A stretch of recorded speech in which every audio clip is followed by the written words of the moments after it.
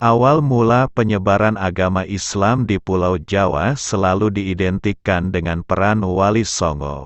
Agama Islam diajarkan kepada seluruh lapisan masyarakat Jawa yang saat itu menganut ajaran Hindu dan Buddha. Namun sebelum era Wali Songo, dakwah Islam sebenarnya telah dimulai oleh Syekh Subakir. Syekh Subakir merupakan seorang ulama dari Persia yang diutus ke tanah Jawa dalam rangka menyebarkan ajaran Islam.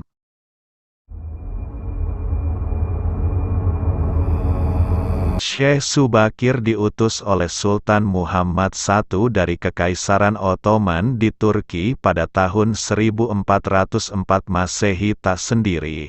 Syekh Subakir bersama sang paman yang juga merupakan generasi awal Wali Songo yaitu Maulana Malik Ibrahim atau yang kemudian dikenal dengan nama Sunan Gresik.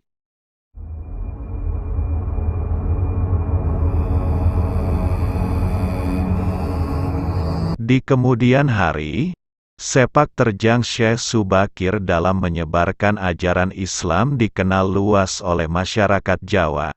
Hal ini dikarenakan selain sebagai pendakwah, dia juga memiliki kekuatan yang bisa mengusir para lelembut yang mendiami pulau itu.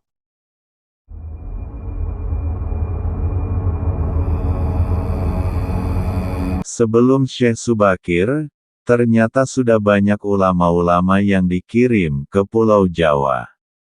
Namun mereka pulang dengan tangan hampa.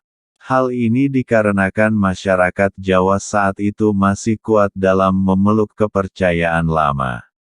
Masih banyak yang menyembah benda-benda, arwah leluhur nenek moyang, dan lain sebagainya. Oleh karena itulah mereka mendapat tantangan berat dan hanya sanggup mengislamkan segelintir orang saja. Karena dikenal akan kesaktiannya, Syekh Subakir kemudian diutus untuk menginjakan kaki di Pulau Jawa dan berdakwah Islam di sana. Syekh Subakir juga seorang pengusaha ulung. Selain itu dia punya kelebihan lainnya seperti ahli ruqyah dan ahli ramalan. Hal inilah yang konon membuat banyak bangsa jin merasa segan dan menyingkir ke daerah Alas Roban, Gunung Merapi dan Laut Selatan.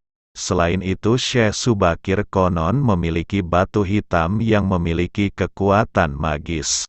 Di tanah Jawa, batu itu konon ditancapkan di Gunung Tidar, Magelang. Batu itu dipercaya memiliki kekuatan gaib yang bisa membuat bangsa jin bergejolak dan akhirnya melawan Syekh Subakir. Namun pertarungan itu akhirnya bisa dimenangkan oleh Syekh Subakir. Selain memiliki kesaktian, ternyata Syekh Subakir merupakan ahli ekologi atau ahli lingkungan. Ia melarang masyarakat untuk membuat sumur di kawasan Gunung Tidar. Waktu itu, larangan membuat sumur bertujuan agar sumber mata air di bawah Gunung Tidar tidak menjadi kering. Saat itu dipercaya, di dalam Gunung Tidar terdapat sumber mata air yang besar. Jika salah dalam pembuatan lubang sumur dapat menyebabkan banjir besar yang bisa menenggelamkan penduduk yang tinggal di sekitarnya. Kisah kesaktian Syekh Subakir membuatnya menjadi terkenal dan masyarakat sangat fanatik terhadapnya. Karena kefanatikan itu bisa mengganggu ketauhidan masyarakat Jawa, Syekh Subakir akhirnya memutuskan kembali ke Persia pada tahun 1462 Masehi. Namun hingga kini, petilasannya tersebar di berbagai tempat di Indonesia. Salah satunya berada di Gunung Tidar. Hingga kini, sosoknya begitu melegenda di kalangan masyarakat Jawa dan sering dikaitkan dengan hal-hal yang mistis.